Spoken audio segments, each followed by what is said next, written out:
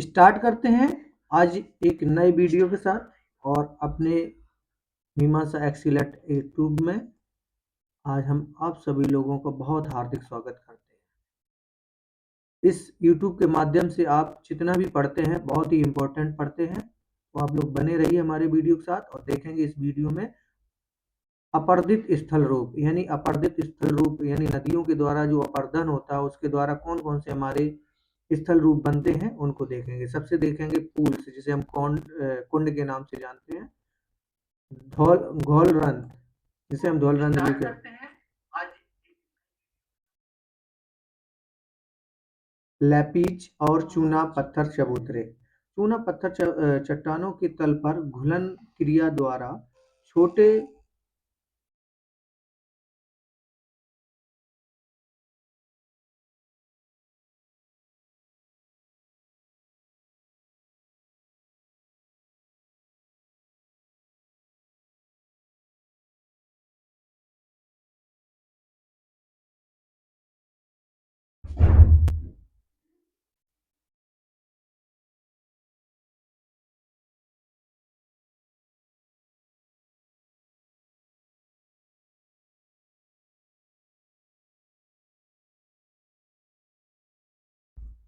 जिसमें चूना पत्थर जो है वो चट्टानों के तल पर एक घुलन क्रिया द्वारा छोटे व मध्यम आकार के छोटे घूल गर्तों का निर्माण होता है इनसे, जिनकी विलय पर इन्हें बिलियन रंध्र यानी शैलो होल्स के नाम से जानते हैं। घोल रंध्र कास्ट क्षेत्रों में बहुतायत में पाए जाते हैं। घोल रंध्र एक प्रकार के छिद्र होते हैं जो ऊपर से वृत्ताकार व नीचे कीप की आकृति के होते हैं। इनका क्षेत्रीय विस्तार कुछ वर्ग मीटर से हेक्टेयर तक तथा गहराई आधा मीटर से 30 मीटर या उससे अधिक होती है। इनमें से कुछ का निर्माण जो है अकेले घुलन प्रक्रिया द्वारा होता है और कुछ अन्य पहले घुलन प्रक्रिया द्वारा बनते हैं। और अगर इन घोल रंध्रों के नीचे बनी कंदरकों की छत ध्वस्त हो जाती है तो ये बड़े छिद्र ध्वस्त या निपात रंध्र के नाम से जाने जाते हैं। अधिकतर घोल रंध्र ऊपर से अपर्दित पदार्थों के जमने से ढक जाते हैं और उथले जलकुंड जैसे प्रतीत होते हैं। तो जो घोल रंध्र हैं उनके बारे में ये महत्वपूर्ण थ्योरी थी। तो हम लोग समझते हैं कि इनका क्या है कि जो गहराई आधा मीटर से 30 मीटर तक इसकी गहराई होती है घोल रंध्रों की। जो ध्वस्त घोल रंध्र होते हैं उनको डोलाइन के नाम से जानते हैं, और ध्वस्त रंध्रों की अपेक्षा जो घोल रंध्र है वो अधिक संख्या में, जैसे ये हमने देखा ये किस प्रकार का है, एक विलय रंध्र है। क्या है? विलय रंध्र। ये जो हमने देख रहे हैं ये घोल रंध्र है, ये निपाती रंध्र है यानी बीच में एक गुफा का रूप, ये घोल रंध्र है, ये घाटी सिंका वाला है, इसको हम अभी थ्योरी के रूप में पढ़ेंगे। और स्टेलिकाइट हमारा ये है, ये गुफा है जिसके अंदर इस प्रकार का हमें दृश्य देखने को मिलता है। ये स्तंभ है यानी स्तंभ कम इस खंबे के रूप में काम करते हैं। ये सभी क्या है? एक अपर्दित क्रिया के द्वारा बनते हैं, लेकिन यह जो है एक नेचुरलिटी यानी प्राकृतिक रूप से है। तो इसमें देखेंगे कि घोल रंध्र अधिक संख्या में पाए जाते हैं। सामान्यतः धरातलीय प्रवाहित जल घोल रंध्रों व विलयन रंध्रों से गुजरता हुआ अंतभूमि नदी के रूप में विलीन हो जाता है और फिर कुछ दूरी के पश्चात किसी कंदरा से भूमिगत नदी के रूप में फिर निकल आता है। जब घोल रंध्र व डोलाइन इन कंदराओं की छत के गिरने से या पदार्थों के स्खलन द्वारा आपस में जब मिल जाते हैं तो लंबी तंग तथा विस्तृत खाइयां बनती हैं, जिन्हें हम क्या कहते हैं? घाटी रंध्र कहते हैं यानी वैली सिंक के नाम से जानते हैं। कब बनती हैं ये? जब लंबी यानी डोलाइन या कंदराओं की छत के गिरने से या पदार्थों के स्खलन द्वारा ये घाटी रंध्र बनते हैं। या इसे हम युवाला भी कहते हैं। क्या कहते हैं? युवाला के नाम से भी जानते हैं। धीरे धीरे क्या होता है, चूना युक्त चट्टानों के अधिकतर भाग जो है इन गर्तों व खाइयों के हवाले हो जाता है और पूरे क्षेत्र में अत्यधिक अनियमित पतले व नुकीले कटक आदि रह जाते हैं। जो पतले व नुकीले कटक होते हैं उन्हें हम लैपीस के नाम से जानते हैं। क्या है? किस नाम से? लैपीस के नाम से जानते हैं। और इन लैपीस का निर्माण जो है वो चट्टानों की संधियों में भिन्न घुलन प्रक्रिया द्वारा होता है। कभी-कभी लैपीज के विस्तृत छेद जो है समतल चूना युक्त चबूतरों में परिवर्तित हो जाते हैं। यानी जो हमारे लैपीज हैं उस लैपीज जो एक चबूतरों के रूप में भी बन जाते हैं। अब बात करते हैं कंदरकाएं, कैप्स, जो हमें ये दिख रही हैं, ये क्या है? एक चूना पत्थर गुफा में स्टेलाइट यानी स्टेलेमाइट है, यानी इन्हें हम कंदरकाओं के नाम से भी जानते हैं। यानी ऐसे प्रदेश जहाँ चट्टानों के एकांतर का संस्तर हो, सेल, वालू, पत्थर व क्वार्टजाइट के, और उनके बीच में अगर चूना पत्थर व डोलोमाइट चट्टानें हों, जहाँ सघन चूना पत्थर चट्टानों के संतरों हों, वहाँ प्रमुखतया कंदराओं का निर्माण होता है। पानी दरारों व संधियों से रिसकर सेल संतरण के साथ क्षैतिज अवस्था में बहता है, और इसी तल संतरण के सहारे चूना चट्टानें घुलती हैं और लंबे एवं तंग विस्तृत रिक्त स्थान बनते हैं, जिन्हें हम किस नाम से जानते हैं? कंदरकाएं के नाम से जानते हैं। यानी जो लंबे तथा तंग विस्तृत रिक्त स्थान बन जाते हैं, उन्हें हम कंदरकाओं के नाम से जानते हैं। यानी जो हमें ये दिखाई दे रही हैं इस प्रकार से, ये जो वो है क्या है? कंदरकाएं के नाम से जानते हैं, कंदरकाएं हैं। कभी कभी विभिन्न स्तरों पर कंदराओं का एक जाल सा बन जाता है। चूना पत्थर चट्टानों के तल व उनके बीच संतरित चट्टानों पर निर्भर प्रायः कंदराओं का एक खुला मुख होता है, जिससे कंदरा सरताएं बाहर निकलती हैं। ऐसी कंदराएं जिन्हें कि दोनों सिरे खुले हों, उन्हें हम सुरंग के नाम से जानते हैं। यानी जो हमें ये दिख रही है कंदराएं हैं, लेकिन ये दोनों साइड से खुली हुई हैं, तो ये क्या है? एक सुरंग के रूप में भी मानी जाती है। और बाकी ये हमारी जो दिख रही हैं ये लंबी लंबी, ये सब क्या है? कंदरकाएं हैं। अब बात करते हैं निक्षेपित स्थल रूप। अभी क्या थे? अपरथित। अब हम बात करते हैं निक्षेपित, यानी जो अपरधन के कारण बने थे अब। और निक्षेपित स्थल रूप क्या है? कि जब कोई चीज के जमाव होने के कारण जो बनते हैं, उन्हें हम निक्षेपित स्थल रूप के रूप में जाने। जैसे अधिकतर निक्षेपित स्थल रूप कंदराओं के भीतर ही निर्मित होते हैं। चूना पत्थर चट्टानों के मुख्य रसायन कैल्शियम कार्बोनेट है, जो कार्बन युक्त जल वर्षा जल में घुला हुआ कार्बन में शीघ्रता घुल जाता है।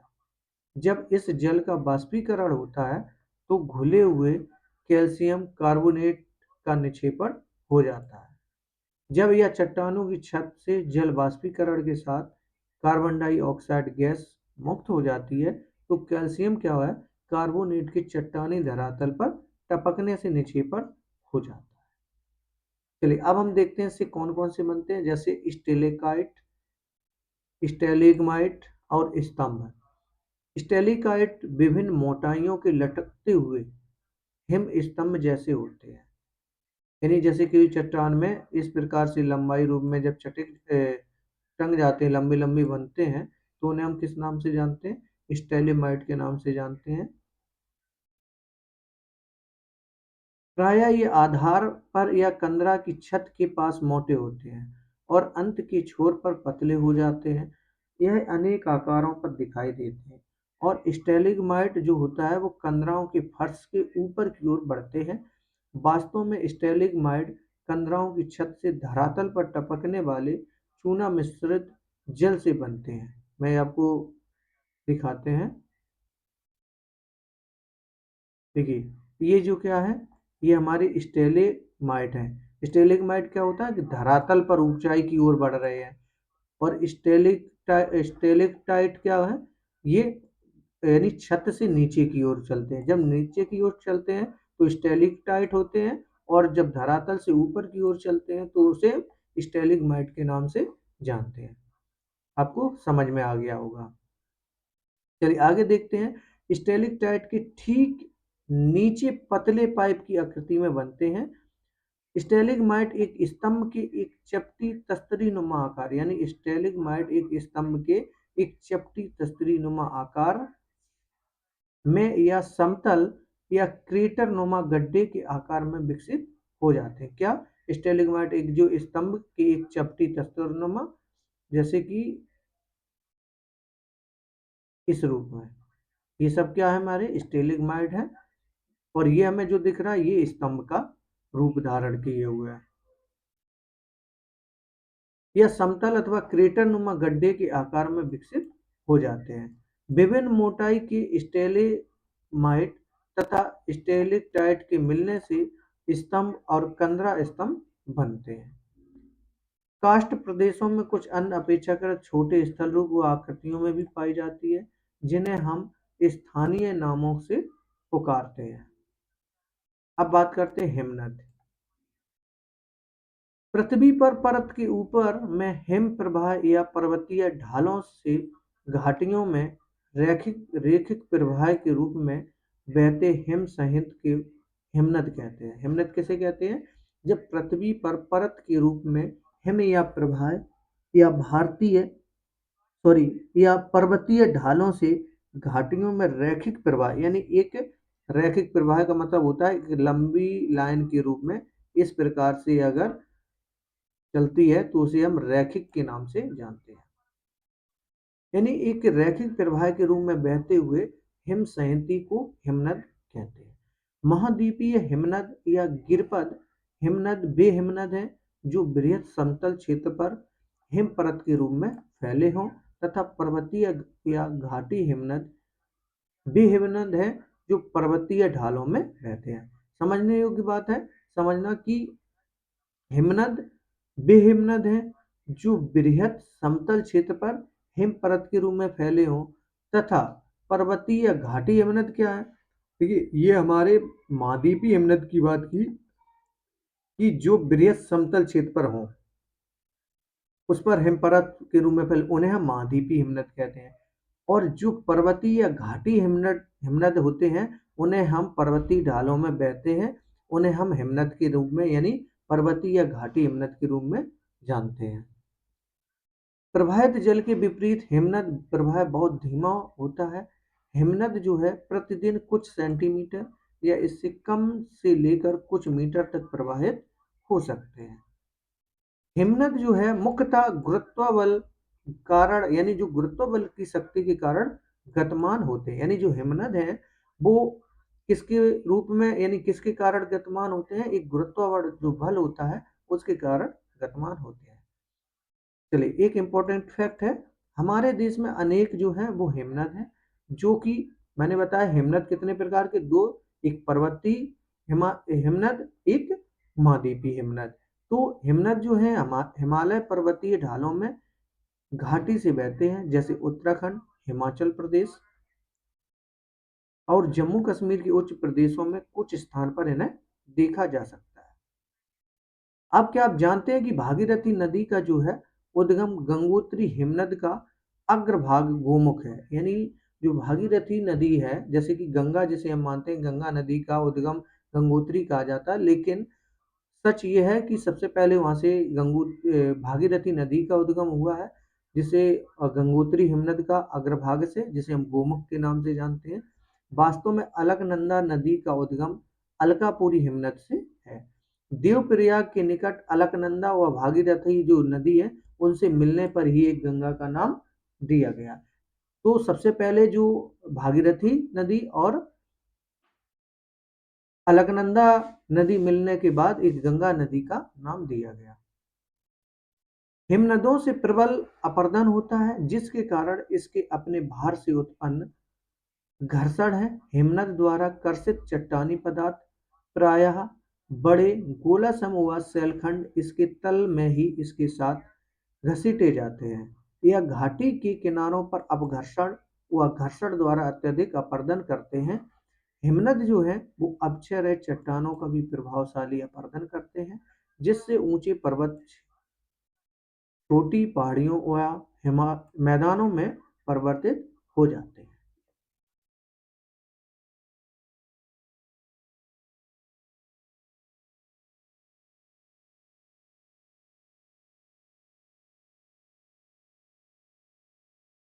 हिमनद के लगातार संचलित होने से हिमनद जो है मलबा हटता है, यानी हिमनद का जो मलबा हटता है, विभाजक नीचे हो जाता है और कालांतर में जो ढाल है इतने निम्न हो जाते हैं कि हिमनद की जो संचलन शक्ति है वो समाप्त हो जाती है, तथा निम्न पहाड़ियों व अन्य निक्षेपित स्थल रूपों वाला एक हिमानी धौत रह जाता है। हिमनद के अपर्दन व निक्षेपण से निर्मित स्थल रूपों को दर्शाता है, जिसका वर्णन भी हम अगले अनुच्छेदों में किया गया था। यानी ये सब क्या है, ये घाटी हिमनद है जो हमें दिख रहे हैं। यानी हिमनद क्या है, जो कुछ ना कुछ जमे हुए होते हैं और जमे हुए गतिमान होते हैं। किसके कारण? गुरुत्वाकर्षण बल के कारण। ये घाटी हिमनद हिमनद है।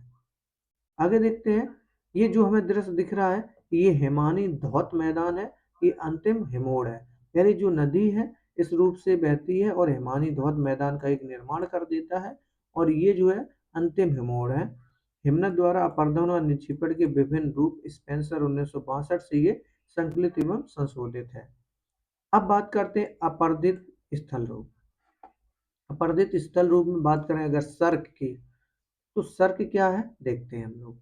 हिमानीकृत पर्वतीय भागों में हिमनद द्वारा उत्पन्न स्थल रंध्रों में सर्क सर्वाधिक महत्वपूर्ण है। अधिकतर सर्क जो है वो हिमनद घाटियों के शीर्ष पर पाए जाते हैं। एकत्रित एवं पर्वतीय क्षेत्रों से नीचे आती हुई सर्क को काटती है। सर्क गहरे, लंबे व चौड़े गर्त हैं, जिनकी दीवार तीव्र ढाल वाली, सीधी या अवतल होती है। हिमनद के पिघलने पर जल से जो भारी झील भी प्रायः इन गर्तों को में देखने को मिलती है। इन झीलों को हम सर्क झील या टॉर्न झील के नाम से जानते हैं। यानी जब तीव्र ढाल वाली, सीधी या अवतल होती है और हिमनद के पिघलने पर जल से भारी झील भी जो होती है वो और इन गर्तों में देखने को जब मिलती है, तो उन झीलों को हम सर्क झील या टॉर्न झील के नाम से जानते हैं। आपस में मिले हुए दो या दो से अधिक जो सर्क होते हैं या टॉर्न होते हैं, सीढ़ी नुमा क्रम में दिखाई देते हैं। यानी जब जो दो या दो से अधिक मिलते हैं तो वो एक सीढ़ी नुमा के रूप में हमें दिखते हैं। यानी इस रूप से हमें दिखाई पड़ते हैं, ये सीढ़ी नुमा बन जाते हैं। आगे देखते हैं हॉर्न या गिरिशृंग सिरटेड कटक। यानी ये क्या होता है, ये हम कटक देखते हैं, हॉर्न या गिरिशृंग या सिरटेड। सर्क के सिर पर अपर्दन होने से, यानी जब सर्क के शीर्ष पर अपर्दन होने से एक हॉर्न निर्मित होते हैं। यदि तीन या अधिक विकिरणित हिमनद निरंतर शीर्ष पर जब तक अपर्दन जारी रखें, जब तक उनके तल आपस में मिल जाएं, तो एक तीव्र किनारों वाली नुकीली चोटी का निर्माण होता है, जिन्हें हम हॉर्न के नाम से जानते हैं। लगातार अपर्दन से सर्क के दोनों तरफ की दीवारें तंग हो सज जाती हैं और इसका आकार जो है वो कंघी या आरी के समान कटकों के रूप में हो जाता है, जिन्हें हम अरैत या तीक्ष्ण कटक के नाम से जानते हैं। फिर से देखते हैं, लगातार अपर्दन से सर्क के दोनों तरफ की दीवारें जब तंग हो जाती हैं और इसका आकार कंघी या आरी के समान जब हो जाता है, तो उन्हें हम कटकों के रूप में जानते हैं। और जिन्हें हम क्या नाम से जानते हैं, एक अरैत के नाम से जानते हैं। कहते हैं अरैत या आरी, ये की उसे एक ट्रिक के रूप में। जब ये तीक्ष्ण कटक कहते हैं, इनको अरैत कटक भी कह सकते हैं। इनका ऊपरी भाग जो है वो कैसा होता है, एक नुकीला होता है तथा बाहरी आकार जो है वो टेढ़ा मेढ़ा होता है और इन कटकों का चढ़ना प्रायः एक असंभव होता है। अब बात करते हैं आल्पस पर्वत। एक महत्वपूर्ण फैक्ट है, आल्पस पर्वत सबसे ऊंची चोटी मैटरहॉर्न तथा हिमालय पर्वत की सबसे ऊंची चोटी एवरेस्ट वास्तव में हॉर्न है, जो सार के शीर्ष अपर्दन से निर्मित है। यानी आल्पस पर्वत पर जो सबसे ऊंची चोटी है वो है मैटरहॉर्न तथा हिमालय पर्वत की सबसे ऊंची चोटी जो है वो एवरेस्ट है। वास्तव में हॉर्न जो है वो सर्क के शीर्ष से अपर्दित या अपर्दन से निर्मित है। अब बात करते हैं हिमनद या घाटी गर्त। यानी गर्त क्या होती है? हिमानीकृत घाटियां गर्त की भांति होती हैं, जो आकार में अंग्रेजी के यू अक्षर जैसी होती हैं, जिनके तल चौड़े व किनारे चिकने तथा ढाल जो है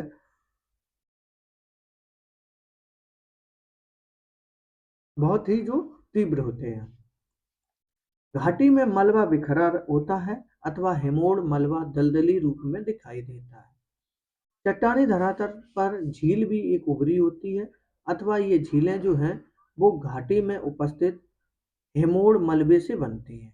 मुख्य घाटी एक तरफ या दोनों तरफ ऊंचाई पर लटकती घाटी के रूप में भी जानी जाती है, यानी हैंगिंग वैली के रूप में जानी जाती है। इन लटकती घाटियों के तल जो मुख्य घाटी में खुलते हैं, इनकी विभाजक क्षेत्रों के कट जाने से ये जो है वो त्रिकोण रूप से नजर आती है।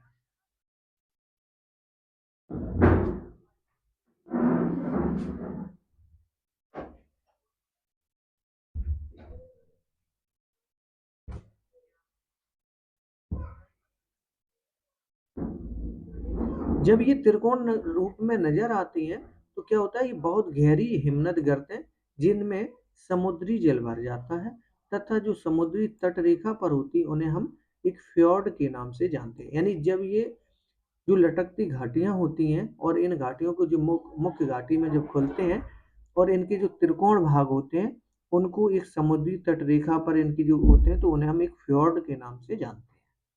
फ्योर्ड। अब हम देखते हैं निक्षेपित स्थल यानी नदी घाटियों तथा हिमनद घाटियों में आधारभूत अंतर।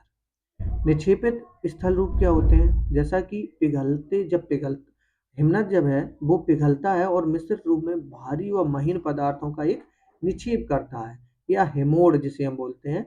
हिमनद गोलास्म के रूप में जाना जाता है, यानी हिमनद जो है एक गोलास्म के रूप में जाना जाता है और इन निक्षेप में अधिकतर चट्टानी टुकड़े नुकीले या कम नुकीले आकार के होते हैं। हिमनद के तल जो है वो किनारों या छोर पर बर्फ पिघलने से सरताएं बनती हैं और कुछ मात्रा में सेल जो है वो मलबा इस पिघले जल से बनी सरता में प्रवाहित होकर, यानी जो मलबा है और इसमें जो यानी धाराएं जब जो बहती हैं उनसे बह करके प्रवाहित होकर क्या होता है, एक निक्षेपण होता है। और जब ये ऐसा निक्षेपण होने के बाद हिमनदी जलोढ़ निक्षेप हिमानी धौत तक कहलाते हैं। यानी जब मलबा इस पिघले जल से बनी सरता के रूप में जब प्रवाहित होकर के एक निक्षेपित होती है तब उसे हम हिमनदी जलोढ़ निक्षेप या हिमानी धौत के नाम से जानते हैं, कहलाता है। आउटवॉश के रूप में जानते हैं इसको हम। हिमोड़ निक्षेप के विपरीत हिमानी धौत प्रायः स्थिरीकृत या वर्गीकृत होते हैं। हिमनद अपक्षेप में चट्टानी टुकड़े गोल किनारों वाले होते हैं। हिमनद क्षेत्रों में मुख्य निक्षेपित स्थल रूप दर्शाए गए हैं। यानी निक्षेपत क्या होता है कि कोई भी मिट्टी, जैसे कोई नदी बहा करके जब लाती है कोई मिट्टी, तो वो क्या होती है एक जगह जब जमा धीरे धीरे होने लगती है, यानी परतदा जब जमा होती है तो उसे हम निक्षेपण या निक्षेपित कहते हैं। चलिए अब बात करते हैं हिमोड़। हिमोड़ क्या होता है? हिमोड़ हिमनद टिल या गोलास्मी मृत्तिका की जमाव की लंबी कटकें अंतस्थ हिमोड़ हिमनद के अंतिम भाग के मलबे के निक्षेप से बनी लंबी कटकें हैं।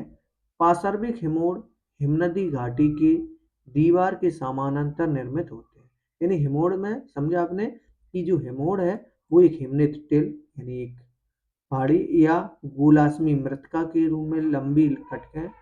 अंतस्थ हिमोड़ हिमनद के अंतिम भाग जो होता है उसे हम अंतस्थ हिमोड़ के नाम से जानते हैं।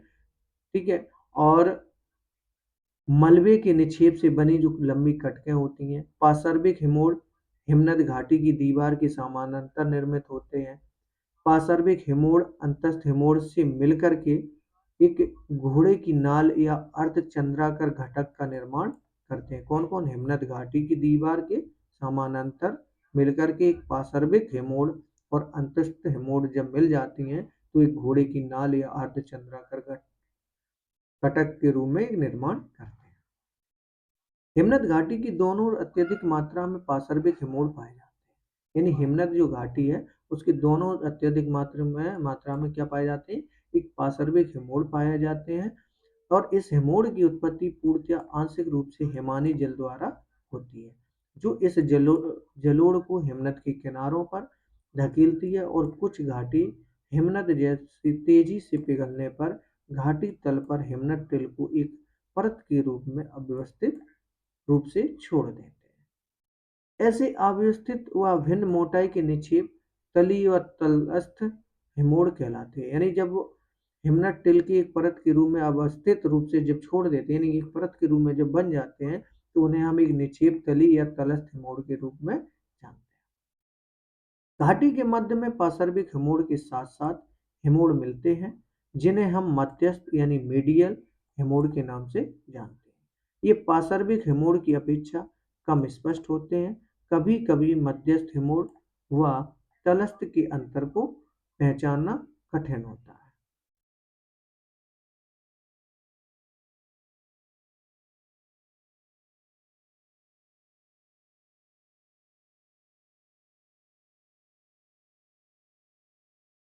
अब बात करते हैं एस्कर की। ग्रीष्म ऋतु में हिमनद के पिघलने से जल हिमतल के ऊपर से प्रवाहित होता है अथवा इसके किनारों से रिसता है, या बर्फ के छिद्रों से नीचे प्रवाहित होता है, या जल हिमनद के नीचे एकत्रित होकर बर्फ के नीचे नदी धारा में प्रवाहित होता है। ऐसी नदियां जो हैं वो नदी घाटी के ऊपर बर्फ के किनारों वाले तल में प्रवाहित होता है, और यह जलधारा अपने साथ बड़े गोलास्म चट्टानी टुकड़े और छोटा चट्टानी मलबा मलबा बहाकर लाते हैं, जो हिमनद के नीचे इस बर्फ की घाटी में जमा हो जाते हैं, और ये बर्फ पिघलने के बाद एक वक्राकार कटक के रूप में मिलते हैं, जिन्हें हम एस्कर कहते हैं। यानी ये बर्फ के जो पिघलने के बाद एक वक्राकार के कटक के रूप में जब बन जाते हैं, तो उन्हें हम एक एस्कर के नाम से जानते हैं। यानी ये देखिए हिमानी धौत एस्कर है मैदान, और ये ड्रमलिन है, ये एस्कर है, और अंतिम हिमोड़ है, ये हिमानी धौत मैदान है, ये भी एस्कर है हमारा। एस्कर क्या है? एक वक्राकार कटक के रूप में बन जाता है। अब बात करते हैं हिमानी धौत मैदान यानी आउटबर्स प्लेन्स। हिमनदी गिरपिट के मैदानों में अथवा महाद्वीपीय हिमनदों से दूर हिमानी जलोढ़ निक्षेपों से, जिसमें बजरी, रेत, चीका मिट्टी व मृत्तिका के विस्तृत समतल जलोढ़ पंख भी शामिल हैं, हिमानी धौत मैदान निर्मित होते हैं।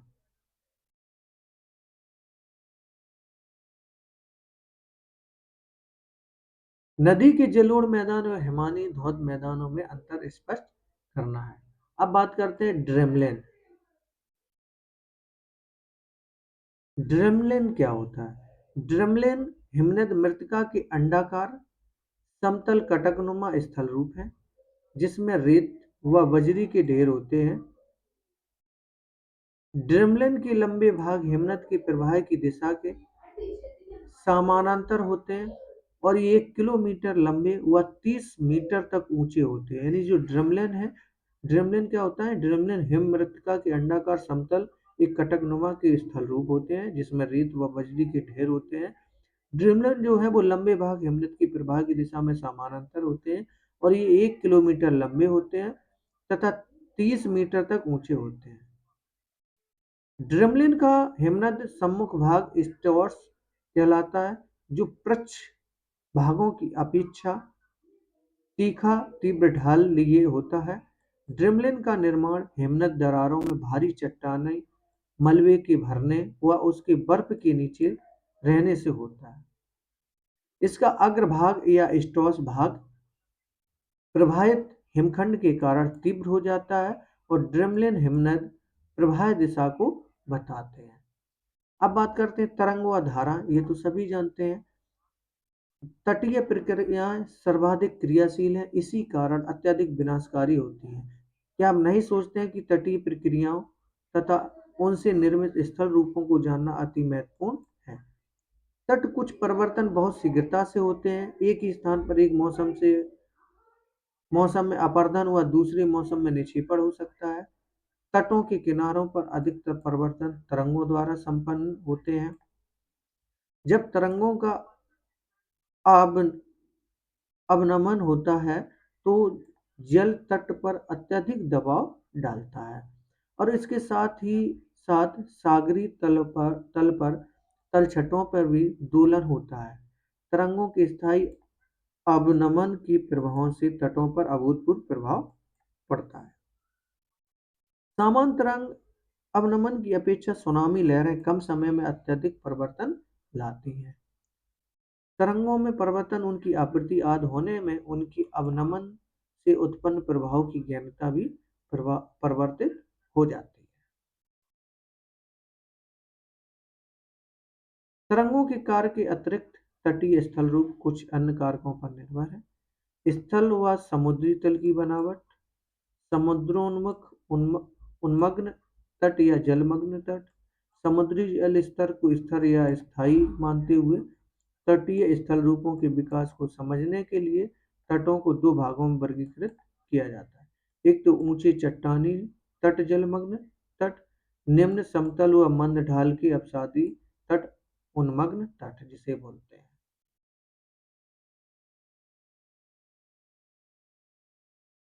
ऊंचे चट्टानी तट क्या होता है? जैसे कि ऊंचे चट्टानी तटों की सारे रेखाएं अनियमित होती हैं, नदियां जलमग्न प्रतीत होती हैं। तट रेखा अत्यधिक अवनमन होने से किनारे के स्थल भाग जो है वो जलमग्न हो जाते हैं और यहाँ फ्योर्ड तट बनते हैं। पहाड़ी भाग सीधे जल में डूबते हैं और सागरी किनारों पर प्रारंभिक निक्षेपित स्थल रूप नहीं होते हैं और अपर्दित स्थल रूपों की बहुतायत होती है। आगे देखते हैं कि ऊंची चट्टानी तटों के सहारे तरंगें जो हैं वो अवनमित होकर के धरातल पर अत्यधिक बल के साथ प्रहार करती हैं, जिससे पहाड़ी पार्श्व सिचलीप के आकार के लिए आकार ले लेते हैं और तरंगों के स्थायी प्रयास से भृगु शीघ्रता से पीछे हटते हैं और समुद्री भृगु की सम्मुख तरंग घर्षित चबूतरे बन जाते हैं। तरंगें धीरे धीरे सागरी किनारों की अनियमितताओं को कम कर देती हैं। समुद्री भृगु से गिरने वाला चट्टानी मलबा धीरे धीरे छोटे टुकड़ों में टूट जाता है और लहरों के साथ घर्षित होता हुआ किनारों से दूर निक्षेपित हो जाता है। भृगु के विकास व उसके निवर्तन के वांछनीय समय के बाद तट रेखा कुछ समय चिकनी हो जाती है और तथा कुछ अतिरिक्त मलबे के किनारों में दूर जमाव से तरंग घर्षित वेदिकाओं के सामने तरंग निर्मित वेदिकाएं देखी जा सकती है।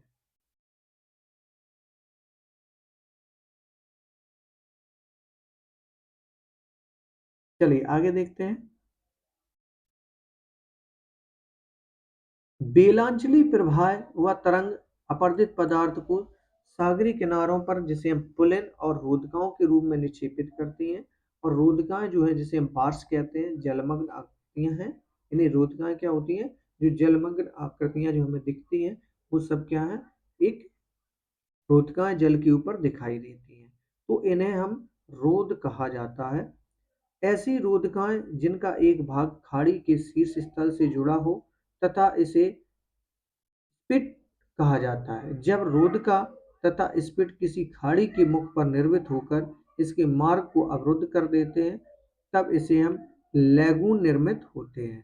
कालांतर में लैगून स्थल से बहे गए तलछट पर भर जाता है और तटीय मैदान की रचना होती है। निम्न अपसादी तट निचले अपसादी तटों के सहारे नदियां तटीय मैदान एवं डेल्टा बनाकर अपनी लंबाई बढ़ा लेती हैं। कहीं कहीं लैगून व ज्वारी सक्रिय खाड़ी के रूप में जल भराव के अतिरिक्त तट रेखा समचिकनी होती है और सागरोन्मुख स्थल पर मंद ढाल लिए होता है। तटों के साथ समुद्री फंक व दलदल पाए जाते हैं और इन तटों पर निक्षेपित स्थलाकृतियों की बहुतायत होती है। जब मंद ढाल वाले अपसादी तटों पर तरंगें अवनमित होती हैं तो तल के अपसात भी दोलित होते हैं और इनके परिवहन से अवरोधकाएं लैगून व स्पिट निर्मित होते हैं और लैगून कालांतर में दलदल में परिवर्तित हो जाते हैं जो बाद में तटीय मैदान बनते हैं। इन निक्षेपित स्थलाकृतियों का बना रहना अपसादी पदार्थों की स्थायी एवं लगातार आपूर्ति पर निर्भर करता है।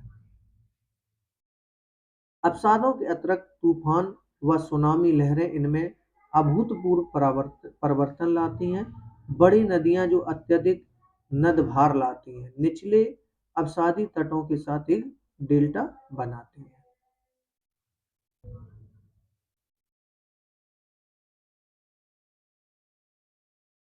देखते हैं हमारे देश की पश्चिमी तट जो है बहुत ऊंचा चट्टानी निवर्तन तट है।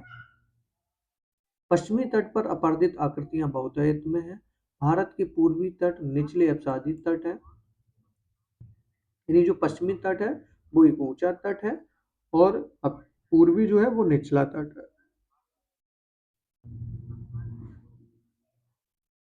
इन तटों पर निक्षेपित स्थलाकृतियां पाई जाती हैं और इन तत्वों की उत्पत्ति और प्रवृत्ति जानने के लिए आप भारत भौतिक पर्यावरण को देख सकते हैं। अब बात करते हैं अपरदित स्थल रूप, जिसमें भृगु, वेदिकाएं, कंदरकाएं तथा स्टेप, जैसा कि हम ये पढ़ चुके हैं।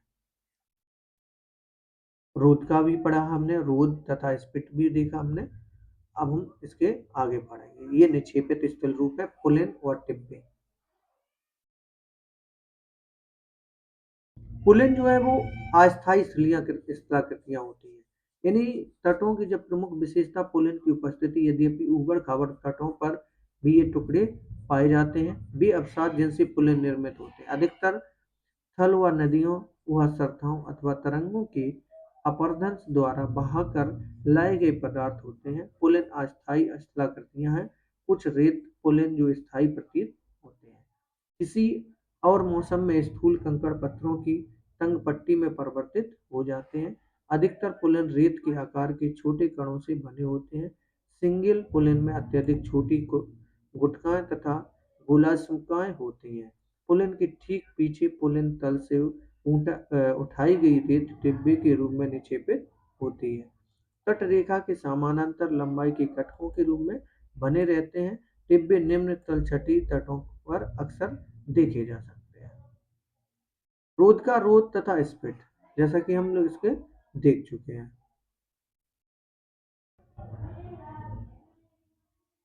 अब पढ़ते हैं हम लोग पवन, यानी पवने पढ़ेंगे और पवनों से बनने वाली आकृतियां भी पढ़ेंगे हम इसमें।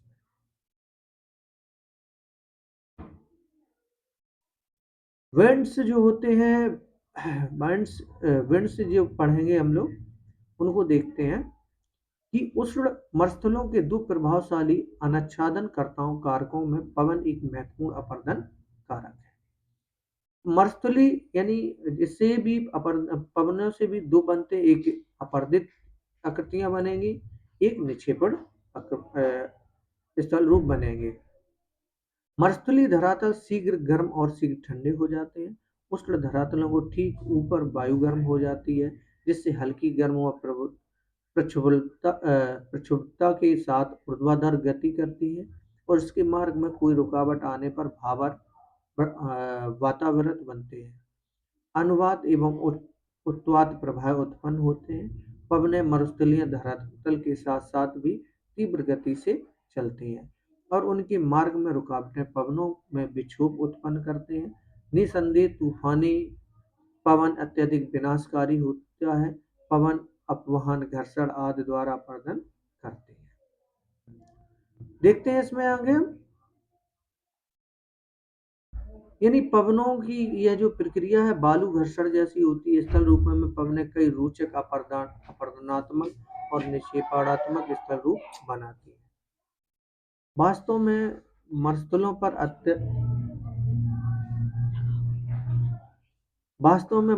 पर अधिकतर स्थलाकृतियों का निर्माण बृहत क्षरण और प्रवाहित जल की चादर पहाड़ शीट जिसे फूड कहते हैं। यद्यपि मरुस्थलों में वर्षा बहुत कम होती है, लेकिन यह अल्प समय में मूसलाधार वर्षा के रूप में होती है। मरुस्थलीय चट्टानें अत्यधिक वनस्पति विहीन होने के कारण, दैनिक तापांतर के कारण यांत्रिक व रासायनिक अपक्षय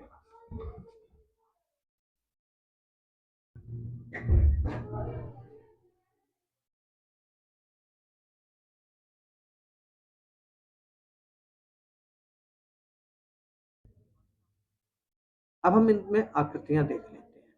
अपरदनात्मक स्थल रूप, यानी अपरदन के कारण जब विंड्स बहती हैं तो उनके कारण कौन कौन सी बनती है? एक तो पेडिमेंट और पदस्थली।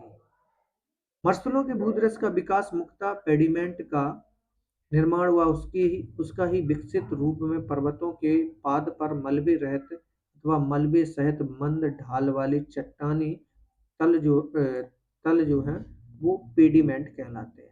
पेडिमेंट का निर्माण पर्वतीय अग्रभाग के अपर्दन, मुख्यतः सरता के क्षैतिज अपर्दन के चादर वाड़ दोनों के संयुक्त अपर्दन से होता है। अपर्दन भूसहित के तीव्र ढाल वाले कौर के साथ साथ प्रवाह होता है या विवर्तनिकी द्वारा नियंत्रित कटावों के तीव्र ढाल वाले पार्श्व पर अपर्दन प्रारंभ होता है। जब एक बार एक तीव्र मंद ढाल के साथ पेडिमेंट का निर्माण हो जाता है तो जिसके पीछे एक भृगु या मुक्त पार्श्व होता है, तो कटाव के कारण मंद ढाल पर तथा मुक्त पार्श्व पीछे हटने लगता है। अपर्दन की इस पद्धति को हम एक पृष्ठ क्षरण के द्वारा की गई ढाल की समानांतर निर्वर्तन यानी पीछे हटने की क्रिया भी कहते हैं। अतः समानांतर ढाल निर्वर्तन द्वारा पर्वतों के अग्रभाग को अपर्दित करते हुए पेडिमेंट आगे बढ़ते हैं, तब पर्वत घिसते हुए पीछे हटते हैं और धीरे धीरे पर्वतों का अपर्दन हो जाता है और केवल एक इंसेल वर्ग निर्मित होते हैं जो कि एक पर्वतों के अपशिष्ट रूप में। इस प्रकार मरुस्थलीय प्रदेशों में एक उच्च धरातल आकृति विहीन मैदान में परिवर्तित हो जाते हैं, जिसे पेडिप्लान या पदस्थली भी कहते हैं। जब यानी वहाँ मरुस्थल प्रदेश में एक उच्च धरातल जो है वो आकृति विहीन हो जाता है, जिसकी कोई आकृति नहीं होती है, उसे हम पदस्थली या यानी पद से हटना या पेडी प्लान के नाम से जानते हैं।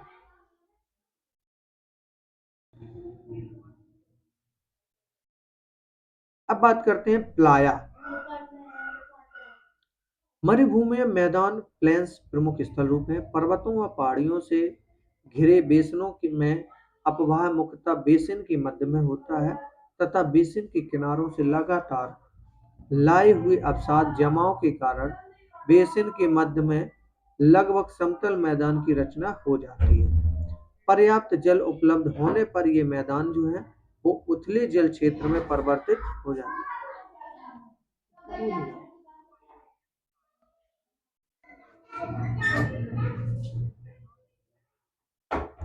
इस प्रकार की उथली जब झीलें या प्लाया कहलाती हैं, यानी पर्याप्त जल उपलब्ध होने पर मैदान उथले जल क्षेत्र में परिवर्तित हो जाता है और इस प्रकार की उथली जल झीलें जो होती हैं वो प्लाया के रूप में कहलाती है। प्लाया में वाष्पीकरण के कारण जल अल्प समय के लिए रहता है और अक्सर प्लाया में लवणों में समृद्ध निक्षेप पाए जाते हैं। ऐसे प्लाया मैदान जो लवणों में भरे हों कल्लर भूमि या क्षारीय क्षेत्र कहलाते हैं, यानी जो लवणों से भरे हों उसे हम कल्लर भूमि या क्षारीय क्षेत्र के रूप में कहलाते हैं।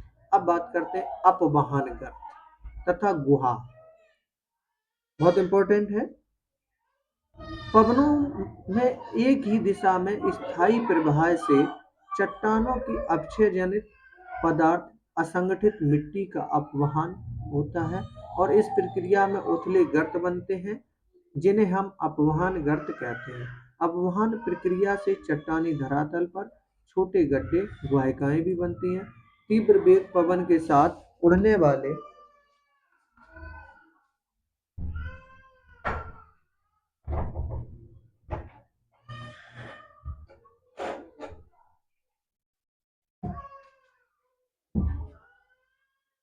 तीव्र वेग पवन के साथ जब उड़ने वाले धूल कण अपघर्षण से चट्टानी तरल पहले उथले गिरत जिन्हें हम बात गर्त कहते हैं बनाते हैं और इनमें से कुछ बात गर्त गहरे और विस्तृत हो जाते हैं जिन्हें हम जब जो चीज गहरी हो जाती है तो उन्हें हम क्या कहते हैं गुहा यानी कैप्स के नाम से भी जानते हैं। अब बात करते हैं छत्रक टेबल तथा पीठ का सैर। बहुत इंपॉर्टेंट है, छत्रक कई बार पूछा भी जाता है।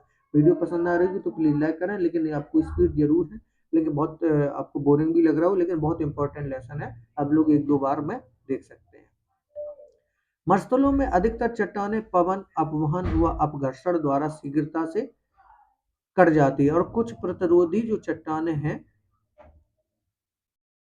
के घिसे हुए अवशेष जिनके आधार पतले व ऊपरी भाग विस्तृत और गोल टोपी के आकार के होते हैं, उन्हें हम छत्रक के आकार में पाए जाते हैं। कभी कभी प्रतिरोधी चट्टानें ऊपरी हिस्सा मेज की भांति विस्तृत हो जाती हैं। ऐसे अधिकतर अवशेष पीठिका या भांति खड़े रहते हैं। ये थे हमारे अपर्दित। अब बात करते हैं निक्षेपित स्थल रूप। निक्षेपण के कारक कौन कौन से हमारे स्थल रूप बनते हैं? बात करते हैं बालू टिप्पे की, स्टैंड डोनेट्स। उष्ण शुष्क मरुस्थल बालू टिब्बों के निर्माण के उपयुक्त स्थान, इनके निर्माण के लिए अवरोध का होना भी अत्यधिक आवश्यक है। बालू टिब्बे विभिन्न प्रकार के होते हैं। इसमें हम देखेंगे, बहुत इंपॉर्टेंट है, आप लोग ध्यान से सुनिए। नव चंद्राकार टिब्बे की जिनकी भुजाएं पवनों की दिशा में निकली निकली होती हैं, यानी नव चंद्राकार टिब्बे जिनकी भुजाएं जो हैं वो पवनों की दिशा में निकली हो, यानी पवनों की दिशा को जिस ओर गति कर रही उसी ओर जब निकली होती है तो उन्हें हम बरखान के नाम से जानते हैं। किस नाम से? बरखान के नाम से। और जहाँ रेतीले धरातल पर आंशिक रूप से वनस्पति भी पाई जाती है उसे हम परवलिक के नाम से जानते हैं। किस नाम से? परवलिक के नाम से जानते हैं। वल्का टिब्बों का निर्माण होता है, अर्थात अगर पवनों की दिशा स्थायी रहे तो परवलिक बालू टिब्बे बरखान में भिन्न आकृति वाले होते हैं। सीप बरखान की भांति होते हैं। देखिए ये जो हमें दिखते हैं ये हमारे बरखान है, ये सीप के नाम से जानते हैं इनको।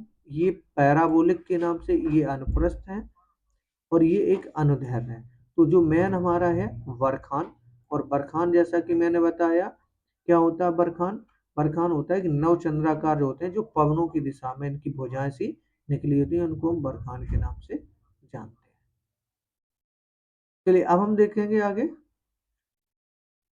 सीप बालू टिब्बों में केवल एक ही भुजा होती है, यानी सीप जो है, जैसा कि सीप मैं आपको दिखाता हूँ, ये सीप है, इसमें क्या है कि केवल एक ही भुजा होती है। ऐसे पवनों की दिशा में बदलाव के कारण होता है। सीप की एक यही भुजा ऊंची व अत्यधिक लंबाई में विकसित हो सकती है। जब रेत की आपूर्ति कम तथा पवनों की दिशा स्थायी रहे तो अनुदैर्ध्य टिब्बे बनते हैं। कौन से बनते हैं? अनुदैर्ध्य टिब्बे, यानी जो दिखाई दे रहे हैं। जब रेत की आपूर्ति कम तथा पवनों की दिशा स्थायी रहे तो अनुदैर्ध्य टिब्बे बनते हैं। और ये अत्यधिक लंबाई व कम ऊंचाई में लंबायमान कटक प्रतीत होते हैं। अनुप्रस्थ टिब्बे प्रचलित पवनों की दिशा के समकोण पर बनते हैं। इन टिब्बों के निर्माण में पवनों की दिशा निश्चित और रेत का स्रोत पवनों की दिशा में समकोण पर हो। ये अधिक लंबे व कम ऊंचाई वाले होते हैं। जब रेत की आपूर्ति अधिक हो तो अधिकतर नियमित बालू टिब्बे एक दूसरे में विलीन हो जाते हैं और उनकी वास्तविक आकृति व अनोखी विशेषताएं नहीं रहती। मरुस्थलों में अधिकतर टिब्बों का स्थानांतरण होता रहता है और इनमें से कुछ विशेषकर मानव बस्तियों के निकट स्थित हो जाते हैं। चलिए अब बात करते हैं स्थल रूप विकास की किस अवस्था में। देखिए ये हमारा लेसन कंप्लीट हुआ और इससे बनने वाले प्रश्न जो मुख्य हैं उनको हम देखेंगे। स्थल रूप विकास की किस अवस्था में अधोमुख कटाव प्रमुख होता है, यानी किस अवस्था में अधोमुख कटाव होता है? तो वो होता है हमारा वृद्धावस्था। ये गहरी घाटी जिसकी विशेषता सीढ़ी नुमा खड़े ढाल से है, किस नाम से जानी जाती है? उसे हम गॉर्ज के नाम से जानते हैं। निम्न में से किन प्रदेशों में रासायनिक अपक्षय प्रक्रिया यांत्रिक अपक्षय प्रक्रिया की अपेक्षा अधिक शक्तिशाली होती है? यानी रासायनिक अपक्षय तो वो हमारी होता है गा नंबर। निम्न में से कौन सा वक्तव्य लैपीस शब्द को परिभाषित करता है? छोटे से मध्यम आकार के उथलेगढ़ ऐसे तो जिनकी ऊपरी मुख वृत्ताकार और नीचे कीब में आकार के होते हैं, जो जल के टपकने से बनते हैं। तो हमारे लैपीस जो है, ऑप्शन नंबर हमारा करेक्ट है, खा नंबर। गहरे लंबे विस्तृत गर्द व बेसन जिनके शीर्ष दीवार खड़े ढाल हो, किनारे खड़े हुए अवतल होते हैं, उन्हें हम किस नाम से जानते हैं? उन्हें हम एक सर्क के नाम से जानते हैं। ऑप्शन नंबर का हमारा करें। इस प्रकार से हमने इस लेसन को कंप्लीट किया। ये बहुत ही महत्वपूर्ण लेसन था। तो आप लोगों को पसंद आया हो तो प्लीज़ लाइक करें। चैनल को सब्सक्राइब करें, बेल आइकन दबाना ना भूलें। मिलेंगे नेक्स्ट वीडियो में। तब तक हम अपने इस वीडियो के साथ विदा लेते हैं। आप बने रहिए हमारे ऐसे आज की तरह। कल मिलेंगे। जय हिंद, जय भारत।